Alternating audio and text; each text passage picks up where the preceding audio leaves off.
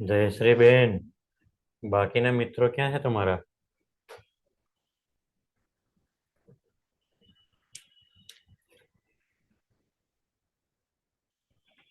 ગઈકાલે ક્યાં ચર્ચા કરી હતી આપણે?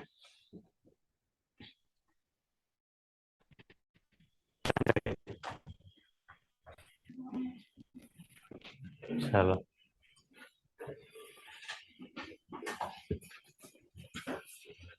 અંગ્રેજીનું શાસન, ઈસ્ટ ઇન્ડિયા કંપનીનું શાસન ક્યારે અંત થાય છે? 1857 માં એન્ડ થઈ જાય છે. પછી કોનું શાસન આવે છે? બ્રિટિશ ક્રાઉન, એટલે કે એલિઝાબેથનું સીધું શાસન. કેમ એવું થયું?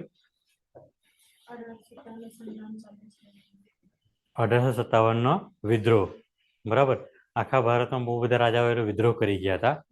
ખાસ પેલું આપણે એક હતું, આપણે એક સૈન્ય હતા, સૈન્ય અધિકારી હતા મંગલ પાંડે. બરાબર. એમનો વિરોધ પછી ઘણી જગ્યાઓ પર બહુ બધા આંદોલનો થઈ ગયા હતા. તો કંપનીના હાથમાંથી શાસન શું થઈ ગયું હતું? મતલબ કંટ્રોલમાં રહેલું હતું નહીં. પછી સીધું શાસન કોના હાથમાં જતું રહે છે? બ્રિટિશ ક્રાઉનના હાથમાં. બરાબર. પછી ચાલો, ચાર્ટર એક્ટ શું છે?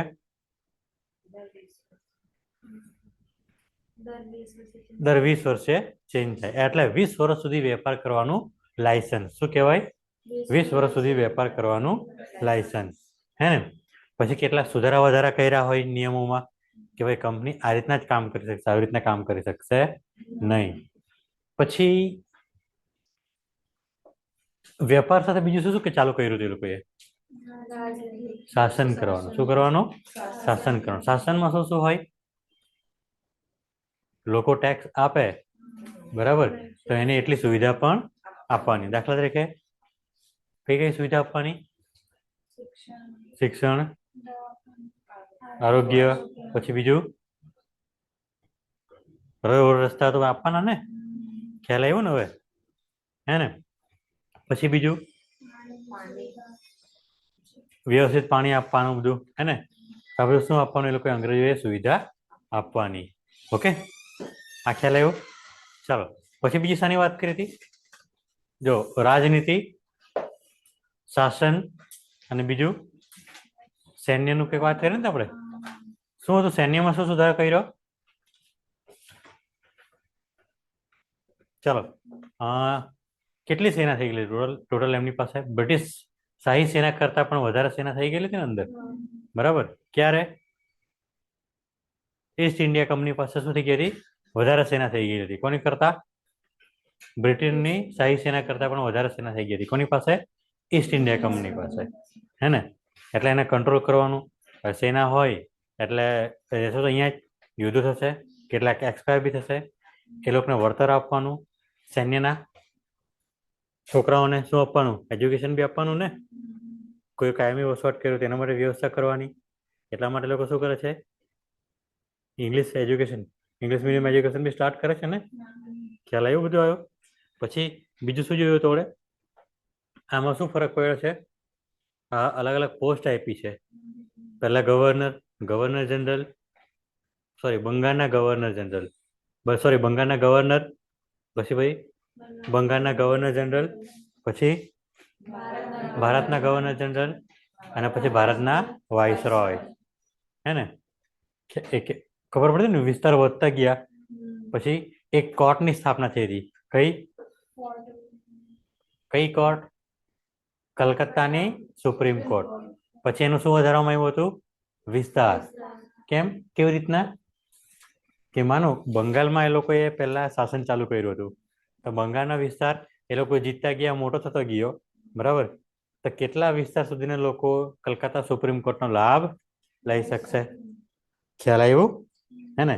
એને શું કર્યો? કાર્ય વિસ્તાર વધારેલો કહેવાય. આટલું સમજમાં આવ્યું? હે ને? પછી બીજું શું થયું હતું ગઈકાલે? દ્વિમુખી શાસન પદ્ધતિ. પ્રથમ જનરલ કોણ હતું? કોણ હતા પ્રથમ ગવર્નર જનરલ? Warren Hastings.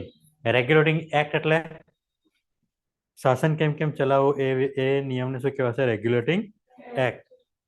પછી રેગ્યુલેટિંગ એક્ટમાં કોણે સુધારો કર્યો? એટલે કયા પ્રધાનમંત્રીએ સુધારો કર્યો હતો? પીટ વિલિયમ પિટ્સ કોણ હતા? ક્યાંના? બ્રિટનના પીએમ. બરાબર. અને પછી કયો નિયમ ચાલુ કર્યો હતો એમણે? Pitt's India act. સમજ પડી ગઈ ને બધાને? જો આ રીતના રિવિઝન ચાલશે ને, બરાબર, બધું પાછલું ક્લિયર. વાંચીને આવેલું કોઈ? તું બી આવડી ગયું ને? સમજ પડી?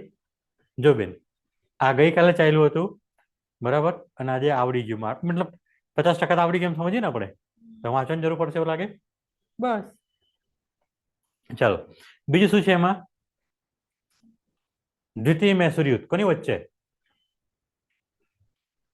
દ્વિતીય મૈસૂર યુદ્ધ હૈદર અલી અને East India company. Lord Wellesley અને કોણ છે? Warren Hastings. ખ્યાલ આવી ગયો હે ને? હવે એટલું બી યાદ છે કે દ્વિતીય મૈસૂર યુદ્ધ કોનું છે? હૈદર અલી અને બીજું કોણ? વોરેન હેસ્ટિંગ અને લોર્ડ વેલેસ્લી. સાલ કઈ? 1700 ને જોઈ લો હે ને? ખ્યાલ આવી ગયો? હવે કયું? દ્વિતીય મૈસૂર યુદ્ધ 1784 કોની વચ્ચે? હૈદર અલી અને લોર્ડ વેલેસ્લી અને વોરેન હેસ્ટિંગ. હે ને? શું થાય છે એમાં? અન્યની યુદ્ધ છે કે શું છે?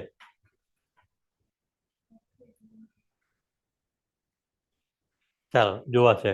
શું કહે છે ભાઈ? 1785 મહાભિયોગનું આંદોલન. પછી એશિયાટિક સોસાયટી. એશિયાટિક સોસાયટી એટલે કે એ લોકો બધા ક્યાંથી આવ્યા હતા? યુરોપથી આવ્યા હતા, ઇંગ્લેન્ડથી આવ્યા હતા, યુરોપિયન કન્ટ્રીથી. ઓકે. અને ક્યાં આવ્યા હતા? એશિયામાં. બરાબર. એશિયામાં જ્યાં પણ એ લોકોનું શાસન ચાલતું હોય, બધા એ લોકો ભેગા થઈને શું બનાવે? એક ટીમ બનાવે, સોસાયટી બનાવે. બરાબર. તમે કેમ બધા આ સોસાયટીમાં રહ્યો છો? દૂર દૂરથી બધા વસેલા છે. આદર્શ સોસાયટી આપણે એમ કીધું તમે, બરાબર, એ બધા દૂર દૂરથી વસેલા છે આપણે. તો અહીંયા આવીને શું થાય? એક સોસાયટી બનાવી એ લોકોએ કે ભાઈ કોઈને પૈસાની બી જરૂર હોય, કોઈને કંઈ બી ગાઈડન્સની જરૂર હોય, કોઈ એજ્યુકેશનની જરૂર હોય, બરાબર, તો અહીંયા ભેગા થઈને ચર્ચા કરીને નિર્ણય એનો લેવાનો. ખ્યાલ આવી ગયો એશિયાટિક સોસાયટી વિશે? હે ને? પછી શું છે? લોર્ડ કાર્નવેલિસ. પછી શું છે? 1790 થી લઈને 92 તૃતીય મૈસૂર યુદ્ધ. શું છે આમાં? ટીપુ સુલતાન અને ઈસ્ટ ઇન્ડિયા કંપની. કેમ મોડું થાય? એ યાર, ટીપુ સુલતાન અને ઈસ્ટ ઇન્ડિયા કંપની. જે પણ જે બી નજીકનો ગવર્નર જનરલ હશે કાં તો કોઈ બીજી બી હશે એ વ્યક્તિ. ઓકે. હવે વિચારો, તૃતીય મૈસૂર યુદ્ધ, ટીપુ સુલતાન અને કોણ? East India company. શું થાય છે અંદર? જો ટીપુ સુલતાન હારી જાય છે એવું કંઈક છે ને? હા, હવે આપણે ચર્ચા કરી ને ઘડી વિચારવાનું એમ. હવે નેક્સ્ટ થિંગ કે શું થશે એમ. તો જ ચેપ્ટરમાં નામ આવ્યું ને એનું. શું છે? જો મૈસૂર યુદ્ધ, ટીપુ સુલતાન અને ઈસ્ટ ઇન્ડિયા કંપનીના ગવર્નર. જો એવું થાય છે, આશરે મને પ્રોપર આખું યાદ નથી, સમથિંગ ટીપુ સુલતાનના છોકરાઓ છે ને અંગ્રેજોના હાથ લાગી જાય છે, એટલે કે યુદ્ધમાં એ લોકો પકડાઈ જાય છે. બરાબર. એ કારણે શું કરવું પડે છે? હવે છોકરા છે ભાઈ, છોકરા છે તો આજુ કાલનું સામ્રાજ્ય સચવાશે. તો દર વર્ષે તે સમયે 3 કરોડ રૂપિયા કોને આપવાના? ઈસ્ટ ઇન્ડિયા કંપનીને આપવાના. કેટલા? 3 કરોડ રૂપિયા. એવી સંધિ થાય છે. ખ્યાલ આવ્યો? કોની વચ્ચે? ટીપુ સુલતાન અને ઈસ્ટ ઇન્ડિયા કંપનીના. જોઈએ અત્યારે એ પરફેક્શન કરીએ આમાં આપણે સર્ચ કરીને કે એકચ્યુઅલી ઘટના હતી શું.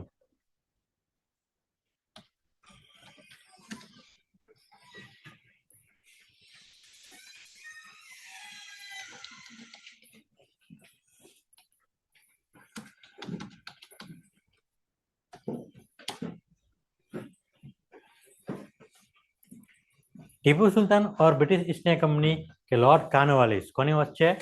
લોર્ડ કાર્નવાલિસ. ઉપર આપ્યો છે ને કોની વચ્ચે થયું હતું તે? ઉપર આપ્યું છે ને લોર્ડ કાર્નવાલિસ. હવે ખ્યાલ આવી જશે ને? बराबर. यह युद्ध मैसूर के बढ़ते प्रभाव को रोकने के लिए अंग्रेजों और मराठों और निजाम के गठबंधन द्वारा लड़ा गया था. અને કોની કોની વચ્ચે? જો અંગ્રેજોની સામે. કોની? જો એક તો ટીપુ સુલતાન લખો. ટીપુ સુલતાન પ્લસ કોણ? મરાઠા અને Nizam.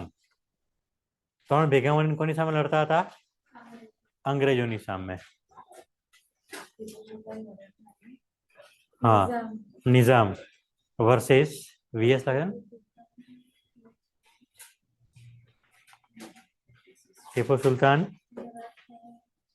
Nizam Maratha versus British East India company. બરાબર.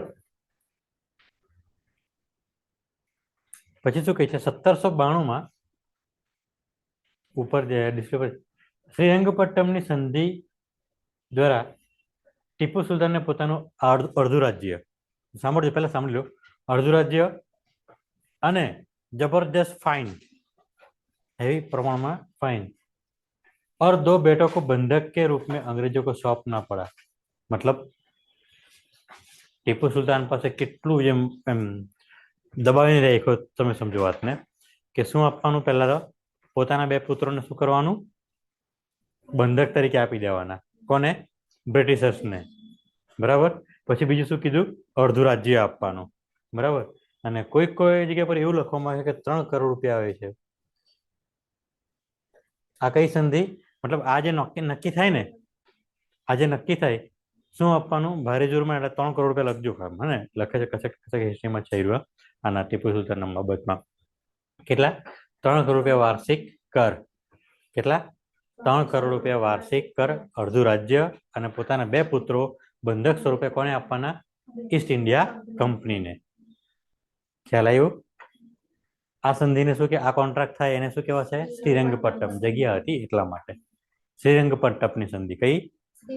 રંગપટ્ટમની સંધિ. યાદ રહેશે. કઈ સાલ? 1792. કઈ? 1792. ખ્યાલ આવે? સમજાઈ ગયું?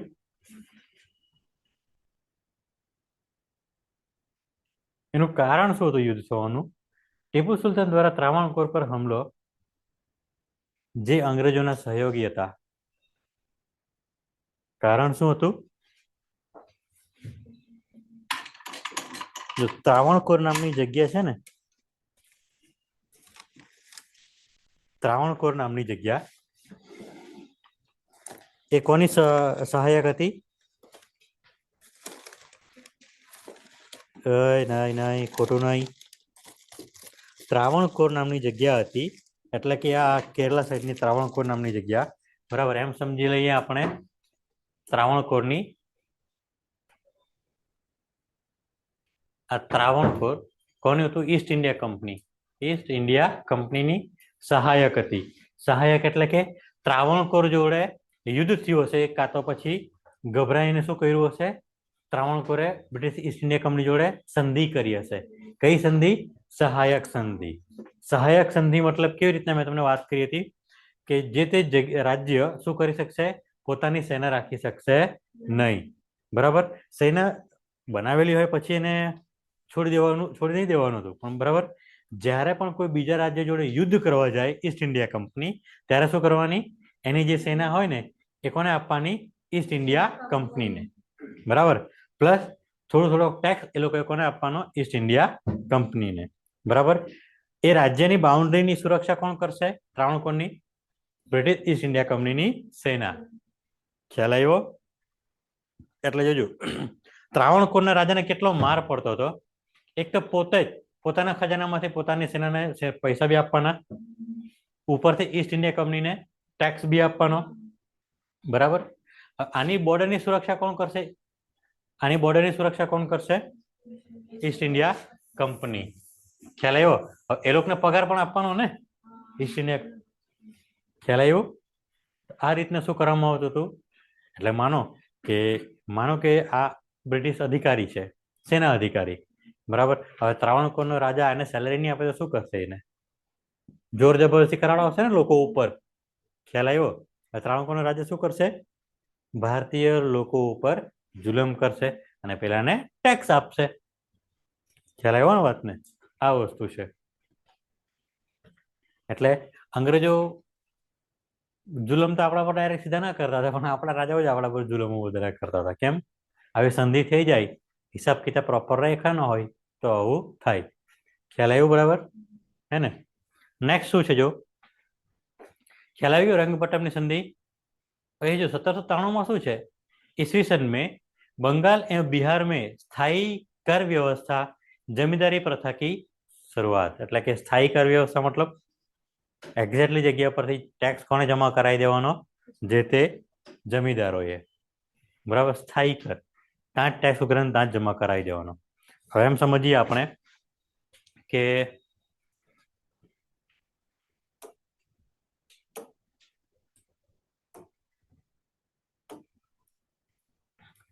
એક એક્ઝામ્પલ લઈએ.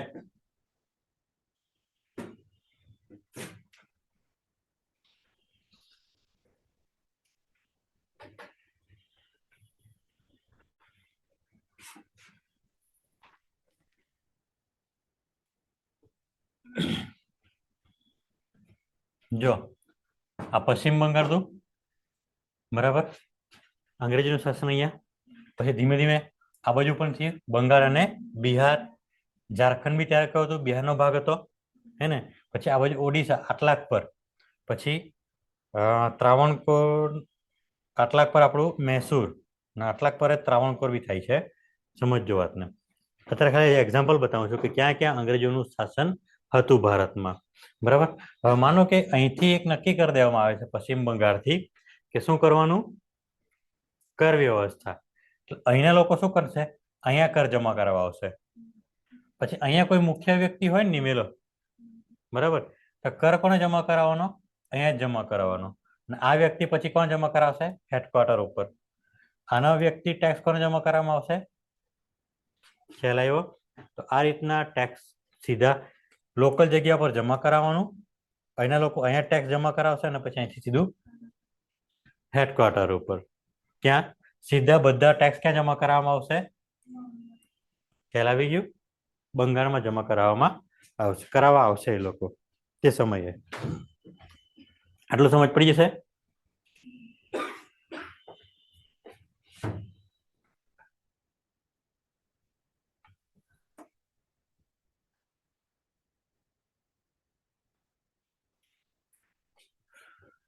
પછી શું કહે છે? વિભિન્ન સ્તરો કે કોર્ટ की स्थापना. વિભિન્ન શું કહે છે? સ્તરો કે કોર્ટ की स्थापना. આનો મતલબ શું થાય? ચાલો એક યસ, પહેલા શું આવશે?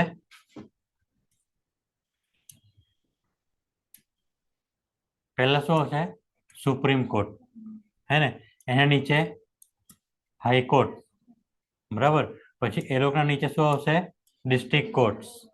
ડિસ્ટ્રિક્ટ કોર્ટ અને સેશન કોર્ટ. ઓકે.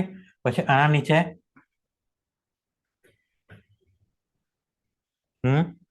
તહેસીલ કોર્ટ, બરાબર. સોરી, તહેસીલ પણ નહીં આવશે.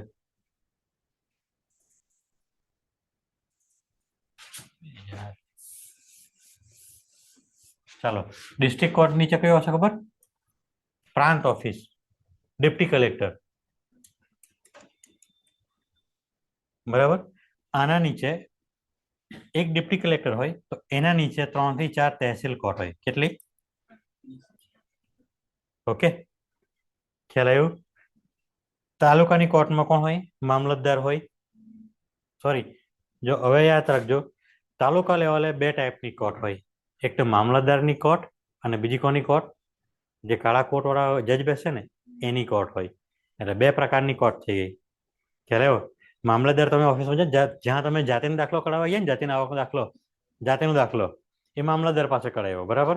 તો ત્યાં એક કોર્ટ હોય, ત્યાં પણ કેસ ચાલે. જે વકીલ લોકો હોય ને એ ત્યાં પણ કેસ લડે.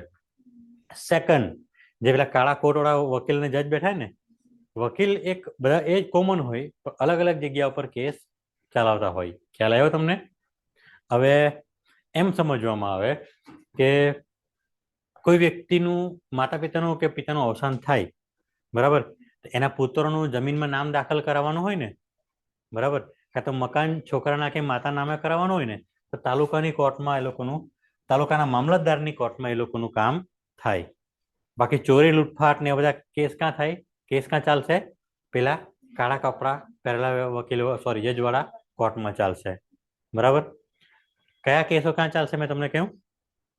જો જમીન બાબતો એટલે સિવિલ બાબતો, કયા? જમીનની બાબતોના કેસ ક્યાં ચાલશે? મામલતદારની કોર્ટમાં. કેમ? ત્યાં ડોક્યુમેન્ટેશન થાય ને બધા, બરાબર. આવકનો જાતિનો દાખલો કરાવવાનો, રેશન કાર્ડ કરાવવાનું, બરાબર. આવા કામ ક્યાં થાય? મામલતદારની કોર્ટમાં થાય. ઓકે, બરાબર. ને પેલી કોર્ટમાં તો શું થાય? પેલી કોર્ટમાં શું થાય? ચોરી છે, લૂંટફાટ છે, એવા કેસો, ક્રાઇમના કેસો ક્યાં ચાલશે? ખ્યાલ આવ્યું? સિમ્પલ ભાષામાં એમ કહેવા જાઉં તો, બરાબર. હવે તમે જો, તમે બધા જાતિનો દાખલો કરાવવા ગયા હતા, મજૂરા ગેટમાં ગયા, તાલુકા પંચાયતમાં, તાલુકા મામલતદારમાં, ઓકે, હે ને? અને પછી માનો કે તમારો કોઈ બીજો કેસ થયો હોય, જમીનનો કેસો, બરાબર, અને વર્ષો જૂનો કેસ હોય તો કદાચ પેલા ત્યાં આવશે ડિસ્ટ્રિક્ટ કોર્ટમાં, બરાબર. કોઈનું એક્સિડન્ટ થયું ને કોઈ વળતર નથી આપતું તો એ કેસ ક્યાં ચાલશે? ડિસ્ટ્રિક્ટ કોર્ટમાં. તમારે અહીંયા નજીકમાં દેખાય છે એટલા માટે વાત કરું છું. સમજ પડી વાતને? હવે ખ્યાલ આવ્યો? સૌથી ટોપમાં કોણ? Supreme court. એના અંડરમાં કોણ? હાઈકોર્ટ. દરેક સ્ટેટમાં એક હોય, દરેક સ્ટેટમાં એક હોય. એના નીચે બધી ડિસ્ટ્રિક્ટ કોર્ટ અને ડિસ્ટ્રિક્ટ કોર્ટ અને સેશન કોર્ટ, હે ને? પછી એના નીચે કઈ? ડેપ્ટી કલેક્ટરની કોર્ટ, હે ને? ચાલો બીજી કેટલીક કોર્ટની વાત કરીએ. એક જુવિનાઇલ કોર્ટ આવે. કઈ? જુવિનાઇલ કોર્ટ, હે ને? એમાં કયા કેસો થાય? નથી આઈડિયા? ઓકે. જુવિનાઇલ કોર્ટમાં કે માનો કે સમજો કે નાબાલિગ કોઈ વ્યક્તિ છે, 18 વર્ષ કરતા ઉંમર ઓછી છે વ્યક્તિની, એનાથી કોઈ ગુનો થઈ જાય છે, બરાબર, ત્યારે એના કેસ ક્યાં ચાલશે? જુવિનાઇલ કોર્ટમાં, બરાબર. એને સજા થાય તો ક્યાં મોકલવામાં આવશે ને? બાળ સુધાર ગૃહમાં. શામાં? બાળ સુધાર ગૃહમાં. સમજ પડી વાતને? હે ને? પછી બીજું આવશે ફેમિલી કોર્ટ. ફેમિલી કોર્ટમાં શું થાય? નહીં, ફેમિલી ઝઘડાઓ એટલે કયા? દહેજ, ડિવોર્સ, બરાબર. પછી કોઈ છેડતીના ગુના કે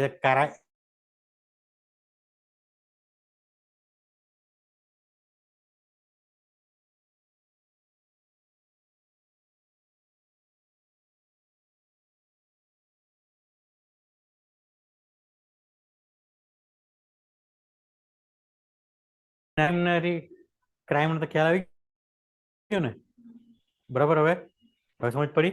હવે બીજી આવે ફાસ્ટ ટ્રેક કોર્ટ. કઈ? Fast track court. એ ફાસ્ટ ટ્રેક કોર્ટ શું કામ કરે? હવે સમજો કે કોઈ આપણે એક એક્ઝામ્પલ લઈ લઈએ, હે ને? કોઈ એક રેપનો કેસ, હે ને?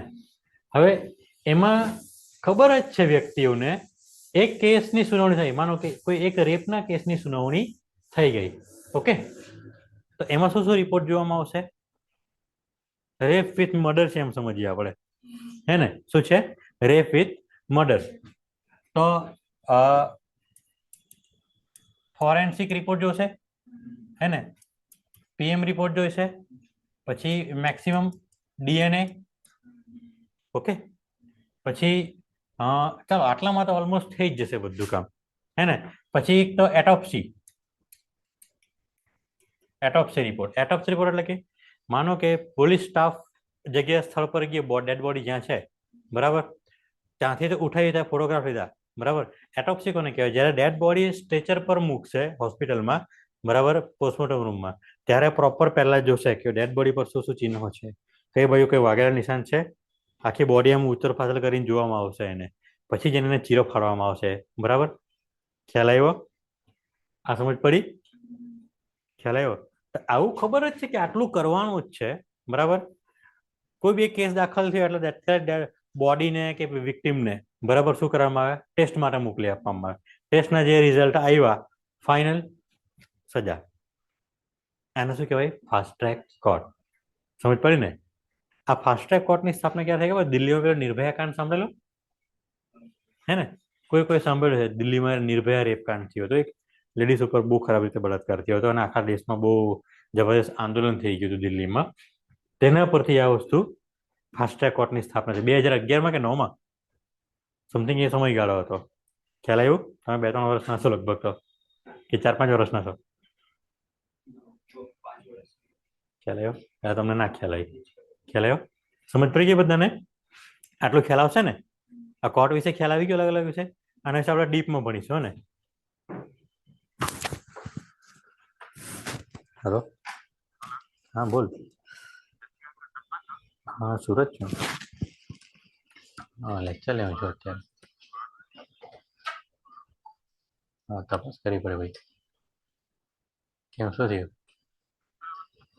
Okay okay. બપોરે ને આજે હાજે હું તને કમ્પ્લીટ કરીને કીધું મેં ને. બપોરે મૂકવાની તાત્કાલિક છે સર્વિસ છે નહીં મળે ને એટલા. હા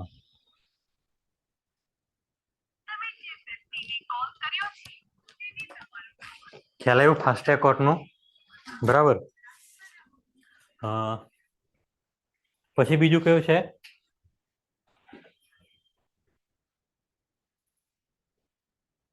હવે ખ્યાલ આવી ગયું. પછી कर प्रशासन को न्यायिक प्रशासन से अलग करना. कर प्रशासन શું કરવાનું? ટેક્સેશન. અને બીજું કોને? ન્યાય. ટેક્સ અને એક કયું? જ્યુડિશરી. એ બંને શું કર્યું? અલગ કર્યું. સમજ પડી ગઈ? એક ટેક્સ કલેક્શન અને કોને? જ્યુડિશરીને. હવે સમજો કે ટેક્સ કઈ રીતના આવશે. જો એક વસ્તુ છે, મેં કોઈક પ્રોફિટ વાળો બિઝનેસ કરતો હોય તો મને ઇન્કમ ટેક્સ લાગશે, હે ને? અને મેં કોઈ મેન્યુફેક્ચરિંગ કંઈક કરતો હોય, બરાબર, તો વેટ લાગશે મને, પછી જીએસટી લાગશે, હે ને? જીએસટી બી ક્યાં લાગશે કે સમથિંગ અમાઉન્ટનો ઉપર મેં ટ્રાન્ઝેક્શન થાય મારું ત્યારે પછી મને એને જીએસટી લાગે, હે ને? ખ્યાલ આવ્યો આટલું? કોમર્સ સાથે ખ્યાલ આવી ગયો? આર્ટ્સ ને બાકી ઓકે. ચાલો બીજું શું થાય ખબર ટેક્સમાં? અત્યારે જીએસટી એટલે જીએસટીની વાત કરું છું, હે ને? તો આ બંને સિસ્ટમને શું કરી? અલગ કરી નાખી. અલગ કરે ડિપાર્ટમેન્ટ આખો અલગ થઈ ગયો. ઓફિસરની ભરતી કરવાની બંને બાજુ, એજ્યુકેશન ક્વોલિફિકેશન નક્કી કરવાનું, પછી આ બાજુ જ્યુડિશરી માટે ક્વોલિફિકેશન ને એજ્યુકેશન સિસ્ટમ અલગ કરવાની. ખ્યાલ આવ્યો? બરાબર. બંને કામો અલગ અલગ. પછી આના બી કેસ ચાલે, એને પણ કેસ ચાલશે. ખ્યાલ આવ્યો? માનો કોઈ ટેક્સ નહીં ચૂકવે તો સજા આપવી પડે ને, દંડ આપવો પડે. ફાંસીની સજા નહીં હતી, પણ શું કરવામાં આવે? માનો કે વધારે પડતો ટેક્સ થાય અને માથે તો ભરી શકાય નથી, મને ઓછો ભરી શકાય તેવું છે, તો કેટલા ભરી શકાશે? ચાલે ભર દે. ખ્યાલ આવ્યું? સિમ્પલ ભાષામાં વાત કરવા જઈએ તો આ થાય. પછી કેટલીક પેનલ્ટીઝ ને એવું બધું હોય ચૂકવવાનું, પેનલ્ટી આપે, દંડ આપે, આવી રીતે ચૂકવીને શું કરું? ટેક્સ ચૂકવવાનો હોય. ખ્યાલ આવ્યો? એટલે માનો કે ટેક્સ નહીં ચૂકવીએ તો પણ આપણે કેસ ચાલે ને પર આપણા પર સજા થાય, કેટલીક પેનલ્ટીઓ લાગે.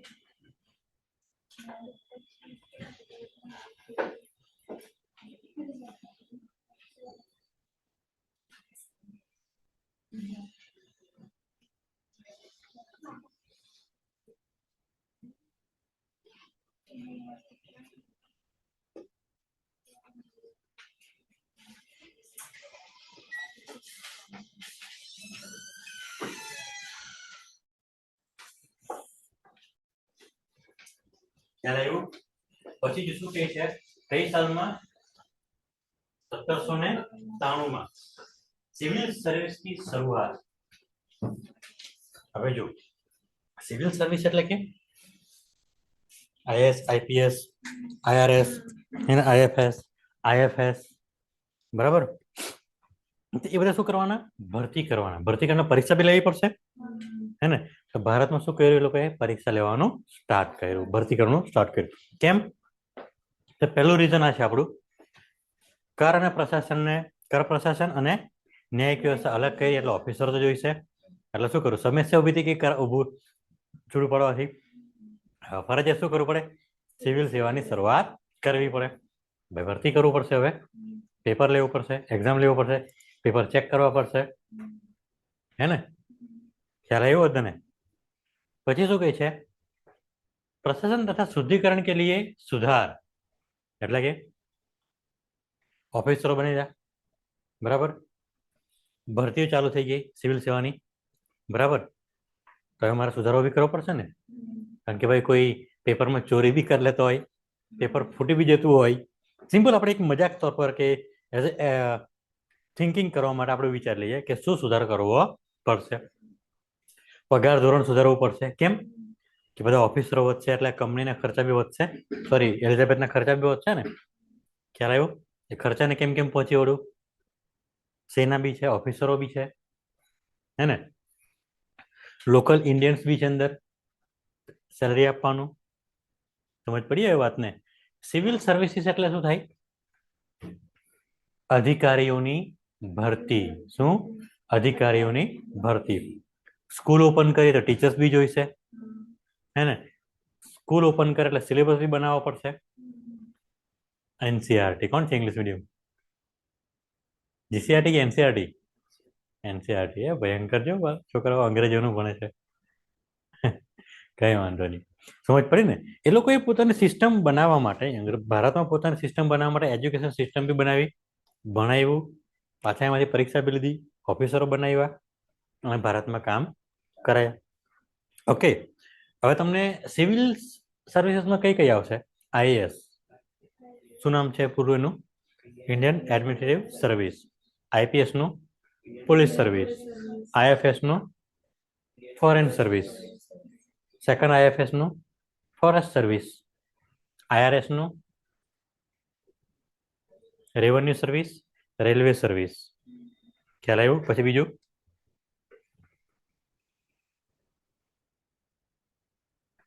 ચલો હવે આ તો એક થઈ ગયા. હવે જ્યુડિશરીમાં સુપ્રીમ કોર્ટના મુખ્ય જજ, પછી બાકીના જજો, સિનિયર જજો, પછી એના કરતા થોડા હે ને, બધા જજ પગાર બી આપવાનો, હે ને? વકીલો, સરકારી વકીલ બી હોય.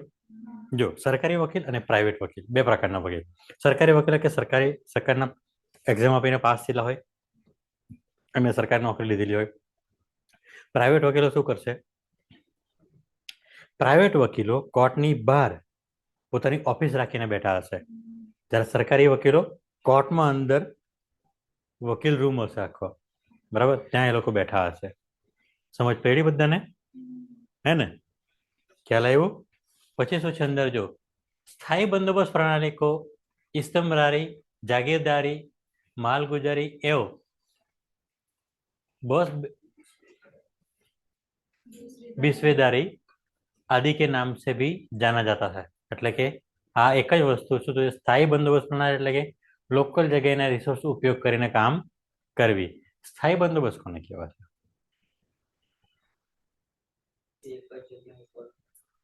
ચલો હવે એક વસ્તુ છે, એક એક્ઝામ્પલ તરીકે હું તમને કહું, ઘઉં આપણા ઇન્ડિયન પ્રોડક્શન નથી. આપણા તો બાજરો, જુવાર અને બાકીના કઠોળો હતા, હે ને? તો ઘઉં વિદેશથી લાવવાનું કારણ શું? એ લોકોને બ્રેડ જોઈતી હતી, રોટલી ફાવતી હતી નહીં, રોટલા ફાવતા હતા નહીં. તો શું કર્યું? ઘઉંના બીજ લાવીને એક્સપોર્ટ કર્યું, ઇમ્પોર્ટ કર્યો અહીંયા, અને પછી લોકલ જગ્યા પર ખેતી કરાવડાવી. ઘઉં થયા, બરાબર.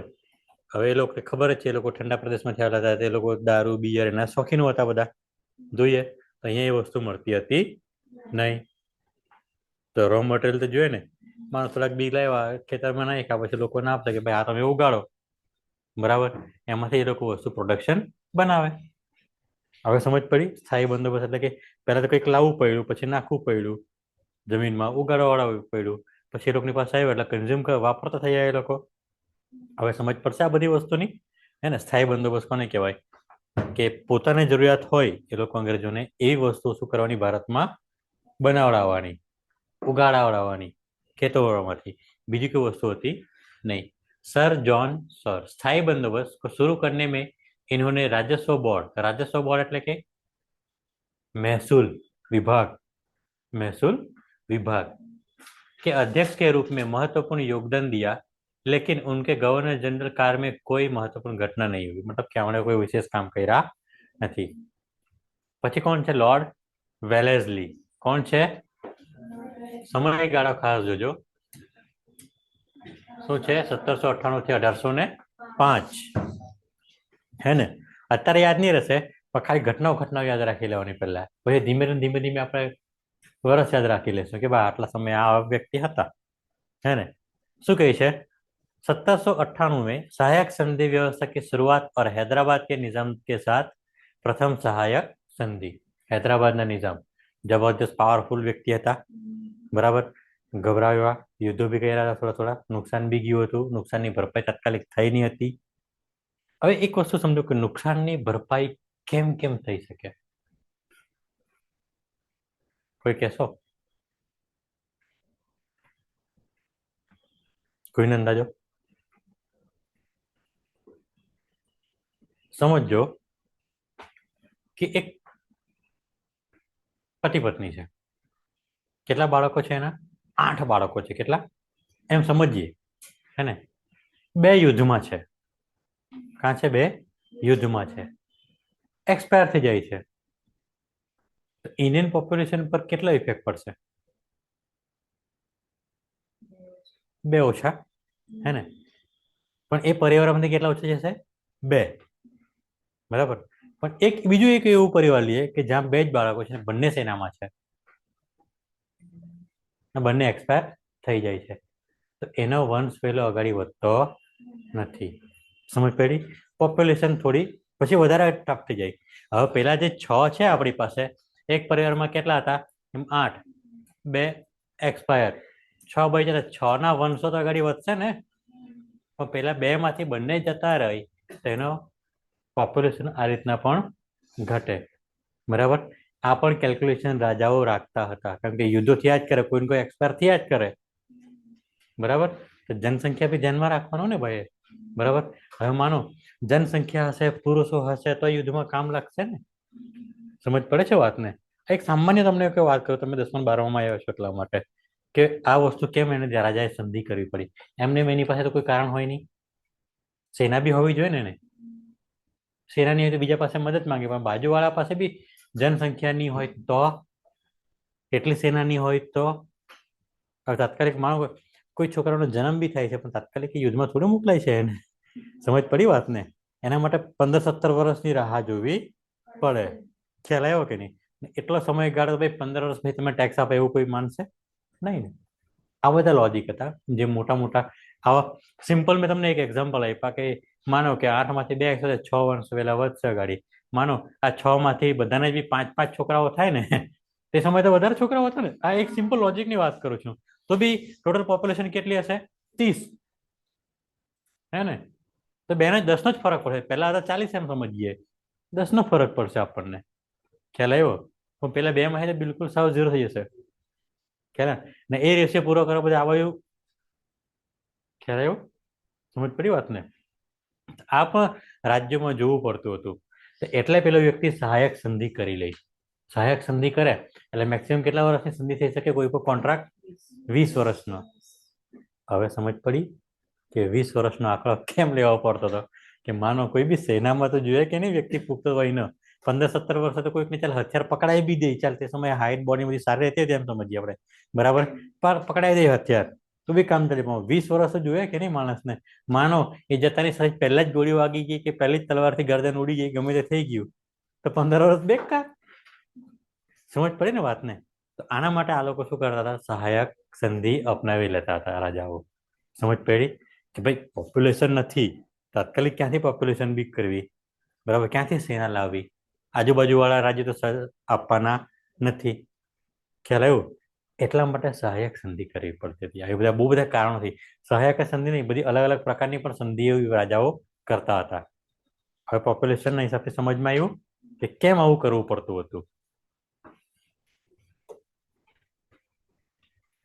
પછી શું કહે છે જો ચોથા મૈસૂર યુદ્ધ. એમ મૈસૂર યુદ્ધ કે કઈ ભાગો પર કબજા. ચોથું મૈસૂર યુદ્ધ કોની વચ્ચે થયું હશે? ટીપુ સુલતાન? મને નહીં લાગતું ચોથું.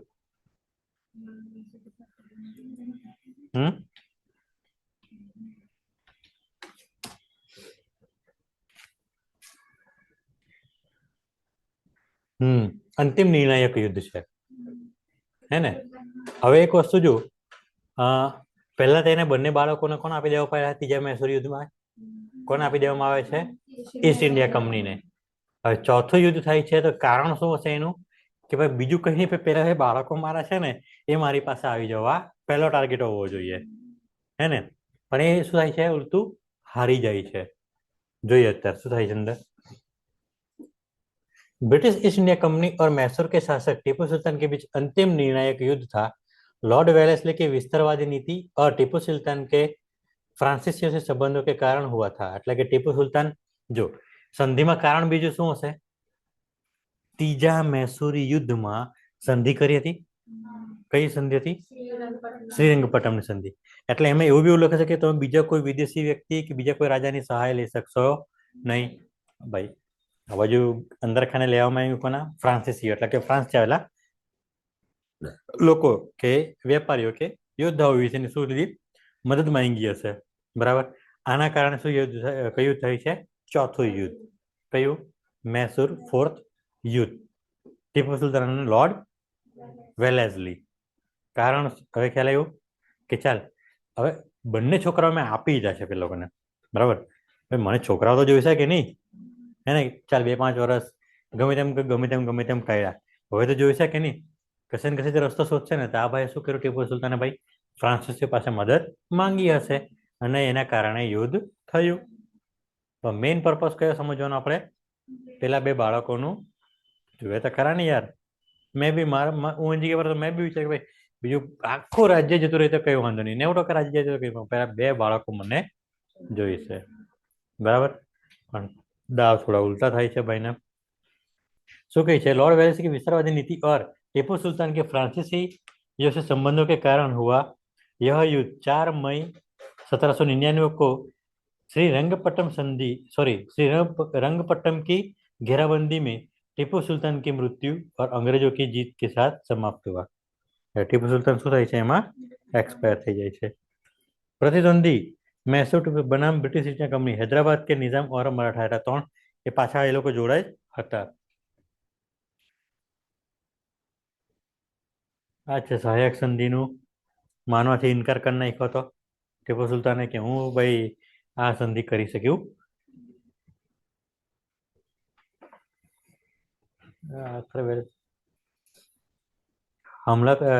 યુદ્ધમાં હુમલો કરવાવાળો વ્યક્તિ કોણ ખબર? બ્રિટિશ જનરલ હેરિસ અને આર્થર વેલેસ્લી. ટીપુ સુલતાન પોતાની રાજધાની રક્ષા કરતા વીરગતિ પામ્યા. ખ્યાલ આવ્યો? મૃત્યુ પામ્યા હતા. પછી તો વંશની સમાપ્તિ. ચલો આ છે જ.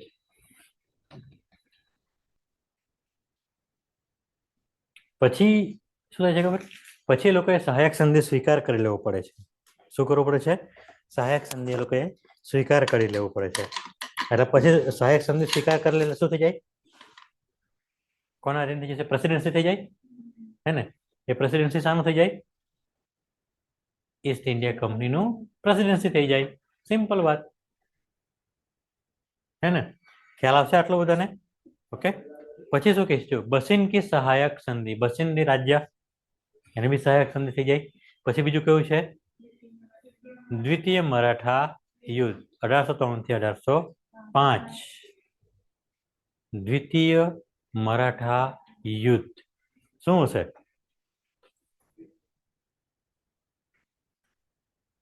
એકાદ મૂવી જોયું કે નહીં ગઈકાલે લખાયો તેમાંથી? રીલ્સ જોવા માટે ટાઈમ ભૂલી ગયા કે લોકો? હે શું કહે છે? કયું છે? સેકન્ડ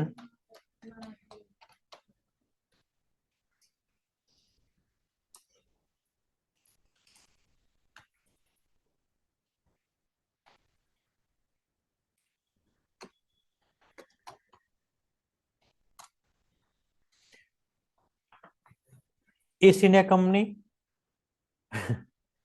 ને ગઈકાલે વાત કરી હતી આપણે પેશવા બાજીરાવ. મૂવી કયું? બાજીરાવ મસ્તાની. કોન્સેપ્ટ ખ્યાલ આવી જશે જોશો. આજે જોઈ નાખો એ મૂવી બાજીરાવ મસ્તાની. ખ્યાલ આવ્યો? કેરેક્ટર યાદ રાખવાના, એના સેનાપતિ યાદ રાખવાના, એના મંત્રીઓ યાદ રાખવાના, બરાબર? પત્નીઓ યાદ રાખવાની, પુત્રો યાદ રાખવાના. ખ્યાલ આવશે? એની એ વોરની કેમ વાત કરવામાં આવે છે કે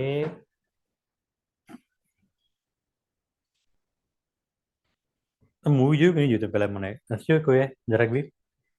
ત્યાં જોવું જોઈએ યાર તમારે તો જલગાંવ, બરાબર? ચાલો બીજી વાત તમને કરું. સમજો કે એ વ્યક્તિ એવા હતા, લડવાઈયા હતા, પોતે ગ્રાઉન્ડ લેવલે કામ કરતા હતા, યુદ્ધમાં જોડે રહેતા હતા. પેશવા બાજીરાવ પોતે સૈન્ય જોડે સેનાપતિ જેવું કામ કરતા હતા, ફેમસ હતા પોતે પોતાની સેનામાં, રાજ્યમાં નહીં પણ સેનામાં ફેમસ હતા વ્યક્તિ. પછી કારભાર બી સંભાળે છે રાજ્યનો, પેશવા થઈ જાય છે. પહેલા યોદ્ધા હતા, પછી પેશવા થઈ જાય છે. ઓકે, પછી શું થાય છે કે ઘણા બધા લોકો દક્ષિણ, સાંભળજો, કોણ? દક્ષિણમાં, ડક્કન એમ કહેવામાં આવે છે, ત્યાં બી હારે છે. અને પછી ઈસ્ટ ઇન્ડિયા કંપની સાથે ડાયરેક્ટ આવે છે. બાકીના વોર પહેલાથી જાય છે, પછી ઈસ્ટ ઇન્ડિયા કંપની જોડે એનું આવે છે. અને પછી એ લોકોના શાસનો બધા ધીમે ધીમે ધીમે સામ્રાજ્ય નાનું થઈ જાય છે. શિવાજી મહારાજ, પછી પેશવા આવી જાય છે. ખ્યાલ આવ્યો તમને બધાને? બી બહુ બધા યુદ્ધો હતા, મેં તમને ગણાવું છું અત્યારે. જો શું કહે છે, ब्रिटिश ईस्ट इंडिया कंपनी की और कंपनी और मराठा साम्राज्य के बीच लड़ा गया एक प्रमुख संघर्ष था, जो मुख्य रूप से पेशवा बाजीराव द्वितीय का हस्तांतरित बसिन की सहायक संधि के कारण हुआ। लॉर्ड वेलेस्ली की विस्तारवादी नीति के तहत अंग्रेजों ने सिंधिया, सांभळजो, सिंधिया, भोसले और होलकर को हराकर मध्य भारत के बड़े हिस्सों पर नियंत्रण किया। હવે મને કોઈ કહેશો કોની કોની વાત કરવામાં આવી છે અહીંયા? પહેલા સિંધિયા પરિવાર એટલે ક્યાં? એમપી નું અત્યારે છે ને, કોણ છે સિંધિયા? મેમ્બર ઓફ પાર્લામેન્ટ પણ છે, રાજા છે પોતે હાલમાં પણ, જબરદસ્ત પૈસાવાળી પાર્ટી છે. શું નામ છે? જ્યોતિરાદિત્ય સિંધિયા. શું નામ છે એનું? ખ્યાલ આવ્યો તમને? સમજ પડી વાત ને? એમપી ના છે શાસક, રાજા. જબરજસ્ત મોટો મહેલ છે, લગભગ તો સેકન્ડ નંબર આવે છે મહેલ ભારતમાં. હા, સિરિયસલી. એ મહેલ શાના માટે ફેમસ છે ખબર છે? ઝુમ્મર, પેલો જે ઝુમ્મર લટકાય ને આપણે ઘરોમાં મોટા મોટા, એ બહુ મોટો ઝુમ્મર છે, લગભગ 5-6 ટનનો ઝુમ્મર છે, 5-6 હજાર કિલોનો. કરે સિરિયસલી ને, સમથિંગ બહુ મોટો અમાઉન્ટનો છે. ખ્યાલ આવ્યું? પછી હોલકર ક્યાં? બરાબર. પછી બીજું કયું કીધું? એ તો અહીંયા આપણે મહારાષ્ટ્ર. ખ્યાલ આવી ગયો? હવે વિચારો, આટલા જોડે સહાયક નથી જે પછી રહીશું કર્ણાટક પાસે, મૈસૂર પાસે શું રહેવાનું? કઈ નહીં. આ લોકો બી યુદ્ધ કરવા જ પડવાના છે, કાં ભાઈ સહાયક સંધિ સ્વીકાર કરી લેવું પડે. શું કહે છે જો?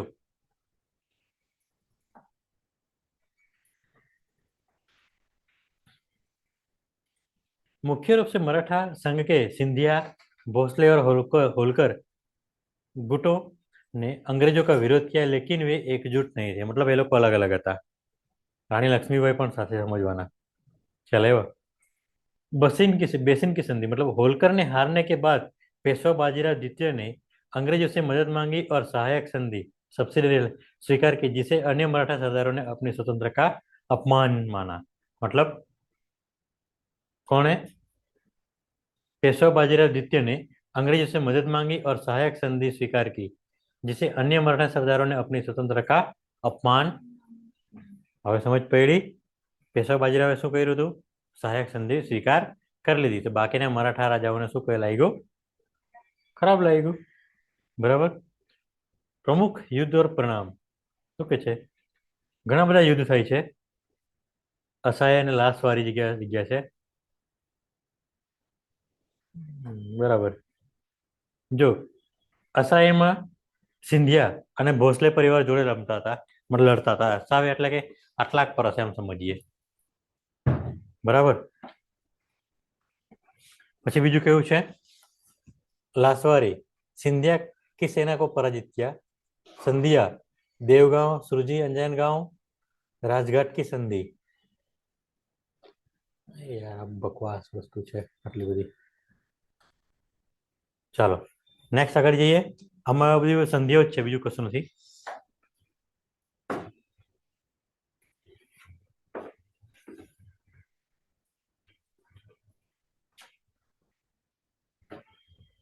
तंजौर एवं कर्नाटक राज्यों पर कब्जा करने के बाद मद्रास प्रांत की स्थापना। એટલે કે તંજોર અને કર્ણાટકના કેટલાક ભાગ પર કબજો કર્યો, મતલબ કે હક મેળવ્યો. એના પછી શું થયું? મદ્રાસ પ્રાંતની સ્થાપના, એટલે કે મદ્રાસ પ્રેસિડેન્સી.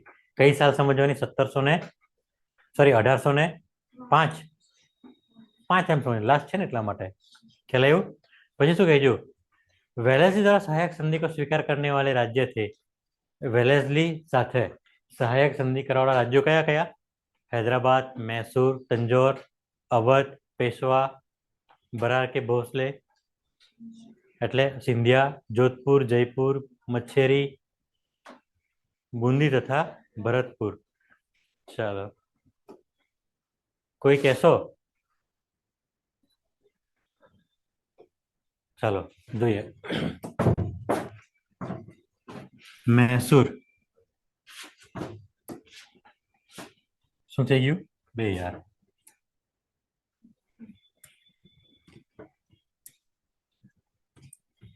મૈસૂર. પછી બીજું અવધ, હૈદરાબાદ, કયું? સિંધિયા, જોધપુર, ભરતપુર, બુંદી, ટોંક, મચ્છેરી આટલાક પર હશે. તંજોર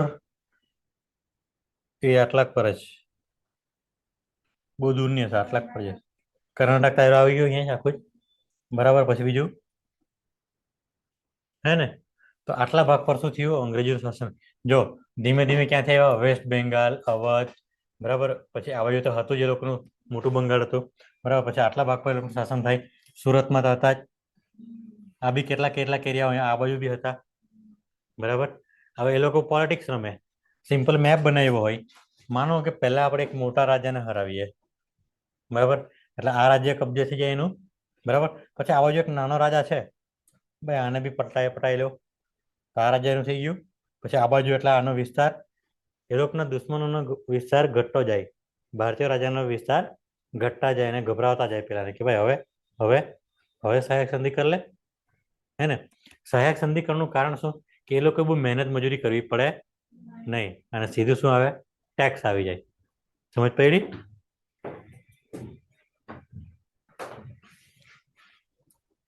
ચાલો બીજું શું છે? કેટલા વાગ્યા?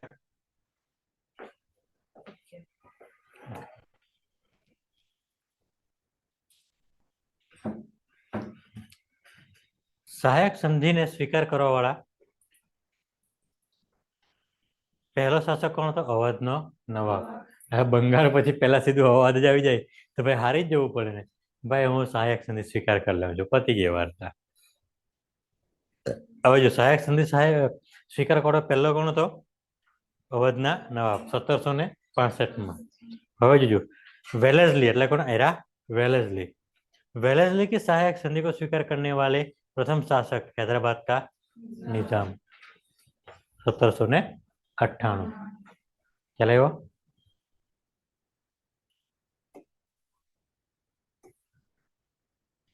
લોર્ડ મિન્ટો પ્રથમ. આ બધા 12મા વાળા છે ને આપણે, તો પહેલા ફોર્મ વાળું કમ્પ્લીટ કરી લઈએ, હે ને? હવે તમને તો રેસ્ટ મળી જાય, પછી પાછા 10-15 મિનિટમાં પાછું ચાલુ કરીશું એને, હે ને? ઓનલાઈન કેટલા જણ છે?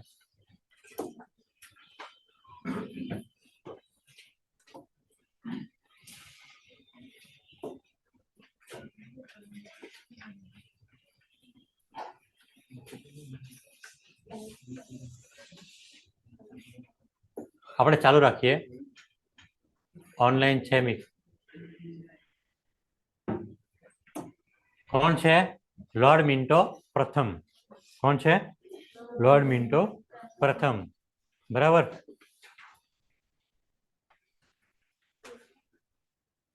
એની જો લોર્ડ મિન્ટોની પહેલા કોણ હતા? ગવર્નર સર જ્હોન જ્યોર્જ બારદો, 2 વર્ષ માટે. કેટલા વર્ષ માટે? પછી વેલ્લોર વિદ્રોહ. કોણ છે? વેલ્લોર વિદ્રોહ. કયો સાલ? ચાલો, વેલ્લોર કયું?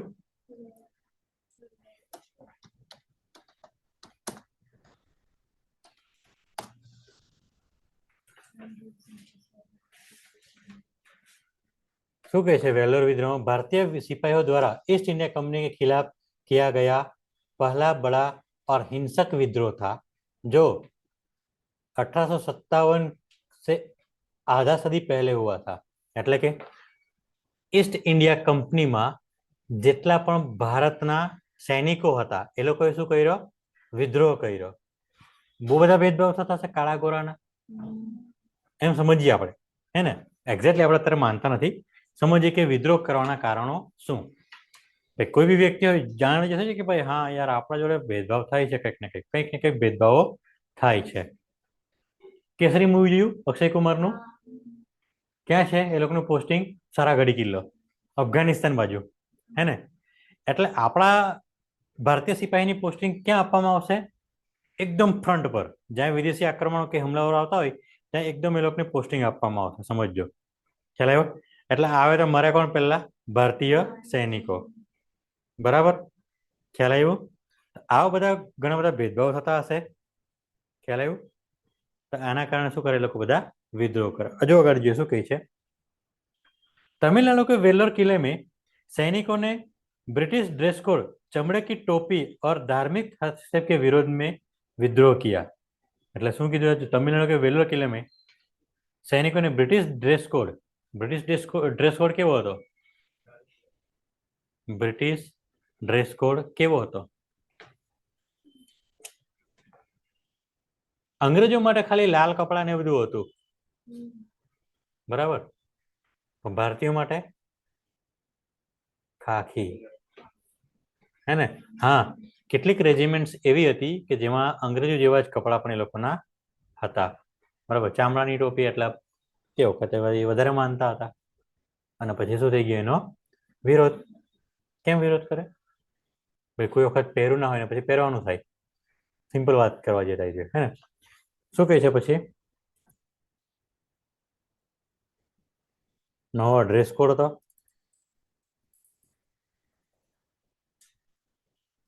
અને હિન્દુ મુસ્લિમ વચ્ચે શું કરવામાં આવ્યું હતું? તૂટફૂટી હતી, બરાબર? કેવી રીતના? હિન્દુઓને તિલક લગાવવા માટે ના પાડતા હતા, મુસ્લિમોને દાઢી કપાવવા કહેતા હતા, બરાબર? આવા બધા કારણોથી શું કરવામાં આવ્યું? વેલ્લોરનો વિદ્રોહ થઈ ગયો. ઓકે, પછી બીજું શું શીખ્યું? रात के समय घटना કેવી રીતના થઈ હતી તમે સમજો. यहाँ શું કહે છે? रात के समय सिपाहियों ने किला अपने कब्जे में ले लिया और ब्रिटिश अधिकारियों को मार डाला. આવા કાંડ થતા તો આટલી વખત સારું હતું ને? રાતોરાત હવે સમજો કે સિપાહીઓની ડ્યુટી લાગે, હે ને? તો કોઈક એક વ્યક્તિ હશે એવો કે ભાઈ એમ સમજીએ કે ટોટલ પ્રોપર પ્રોપોગન્ડા કે ઇતિહાસ આપણને ખબર ના હોય કોઈને, હે ને? એક એઝ્યુમ કરો કે આખો એક મોટો કિલ્લો છે, બરાબર? એમાં બધા ભારતીય સિપાહીઓ કિલ્લો પોતાના હસ્તક લઈ લેવો છે, તો શું કરશે? રાતના સમયે કર્યું તો રાતના સમયે ડ્યુટીમાં કોણ વધારે હશે? ભારતીય સૈનિકો હશે, હે ને? કોઈને ચોર કપટ કે છલ કપટથી અંગ્રેજોને હત્યા કરી નાખી હશે આપણે, એમ સમજીએ. પછી કિલ્લો પોતાના હાથમાં આવી ગયો, બરાબર. પછી લુચ્ચા કોણ નીકળે? આપણા રાજાઓ. કોઈ સપોર્ટ આપે નહીં. સમજ પડી ને? આવું જ થાય એમ કહો ને. જોઈએ જો ગાડી શું કહે છે. જો विद्रोह को आरकोट से आई ब्रिटिश सेना कर्नल ગિલેસ્પી ने नेतृत्व में कुचल दिया. એટલે કે આ વિદ્રોહને શું કર્યું? પછી બંધ થઈ ગયો. जिसके बाद 100 से अधिक विद्रोहियों को फांसी और 350 से ज्यादा को शहीद होना पड़ा. એટલે 350 તો એક્સપાયર થઈ ગયા હતા, બરાબર. અને 100 થી લોકોને શું આપ્યું? ફાંસી. ખ્યાલ આવ્યો? એટલે 450 સૈનિકોને તેમ જ પતાવી દે એ લોકોએ.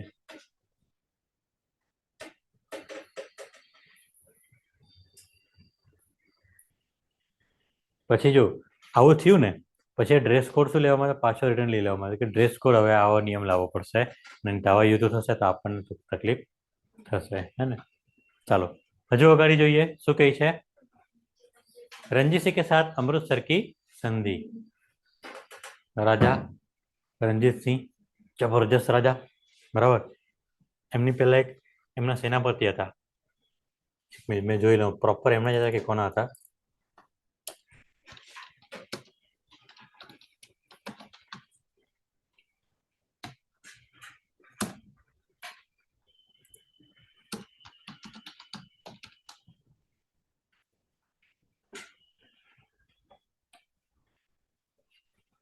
ચલો એમની વાત કરીએ તો શું છે. શીખ સામ્રાજ્યના સંસ્થાપક હતા.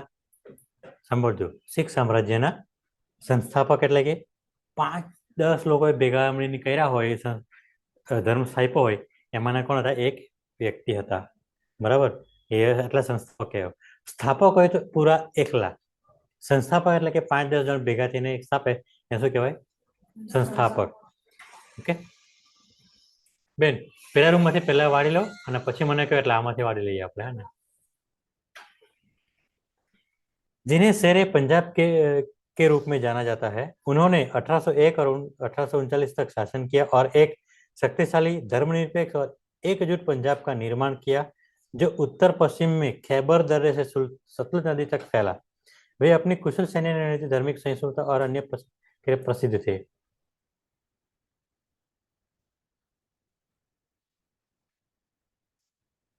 એમણે શું કર્યા? સેનાને કેવી રીતે ટેવ પાડી હતી?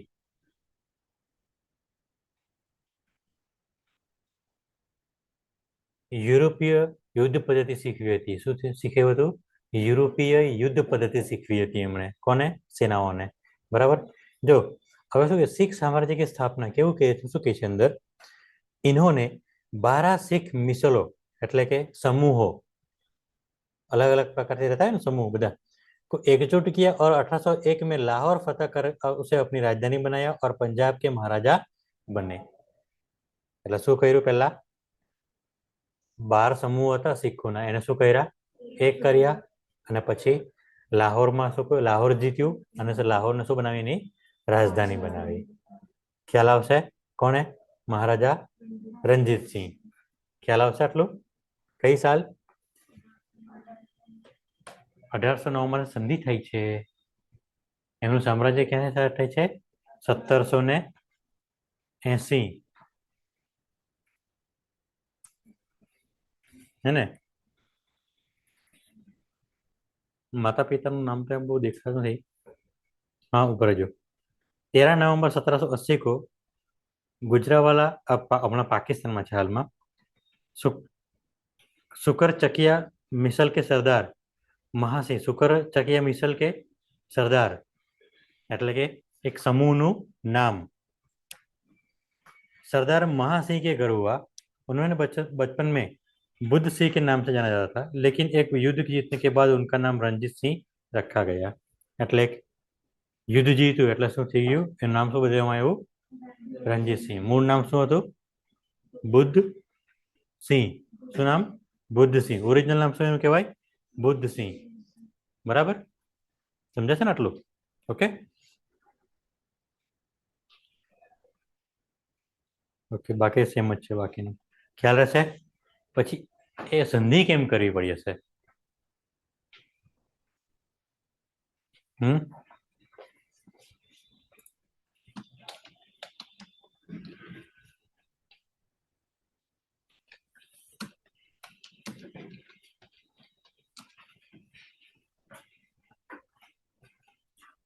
चलो, महाराजा रणजीत सिंह और British East India company Charles Metcalfe के माध्यम से बीच हुई ऐतिहासिक संधि थी। इस संधि ने सतलुज नदी के दोनों के बीच सीमा निर्धारित की। सतलुज नदी ने શું કર્યું?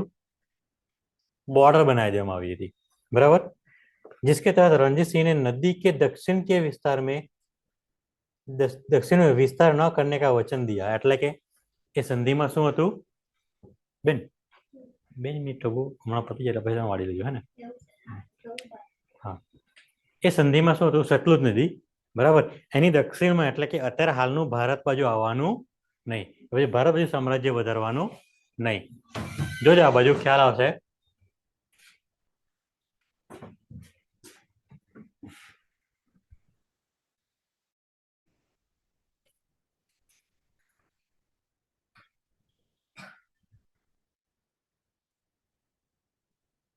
જો આ બાજુ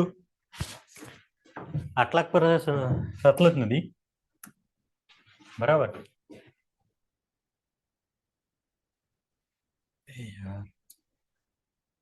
આ સતલજ નદી એમ સમજીએ આપણે અત્યારે, માની લઈએ, હે ને? તો આની દક્ષિણમાં આવવાનું નહીં, રહેવાનું ક્યાં? આ બાજુ જ આટલાક પર જ એને રહેવાનું। પાકિસ્તાન હાલનું લાહોર આટલાક પર એને શું બનાવ્યું હતું? રાજધાની બનાવી હતી, હે ને? એને આ બાજુ સતલુજ નદીની આ બાજુ દક્ષિણમાં આવવાનું નહીં। સિમ્પલ આટલી સંધિ હતી। પછી શું કહે છે જો, जिससे अंग्रेजों और सिखों के बीच तत्काल संघर्ष टल गया और एक पीढ़ी तक शांति रही। अमृतसરની સંધિ શું કહે છે જો, अमृतसરની संधि શું કહે છે? हस्ताक्षर करता महाराजा रणजीत सिंह और ब्रिटिश इंडिया कंपनी के प्रतिनिधि चार्ल्स टी मेटकाफ। उद्देश्य, नेपोलियन के खतरे को देखते हुए ब्रिटिश अंग्रेजों ने सतलज तक अपनी सीमा सुरक्षित करनी चाहिए और रणजीत सिंह के विस्तार को रोकना। એટલે બંને ટાર્ગેટ થઈ ગયા। નેપોલિયન એ પણ યુદ્ધ હતા, બરાબર। નેપોલિયન એટલે કોણ?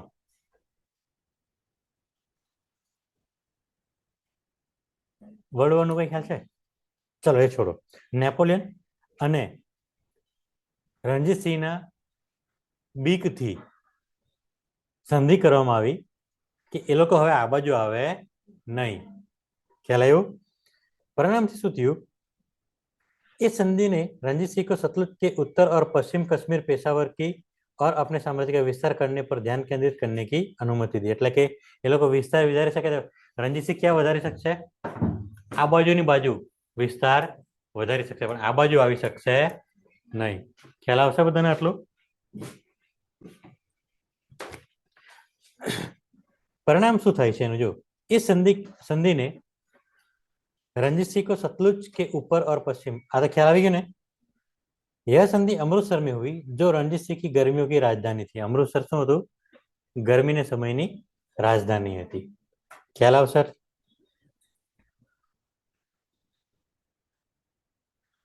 ઓકે, આટલું છે આમાં। ખ્યાલ આવ્યો બધાને?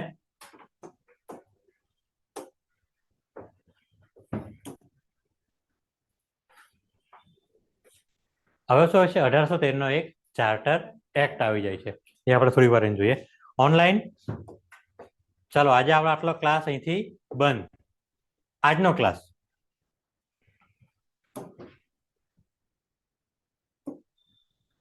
આવતીકાલે મળીએ હવે।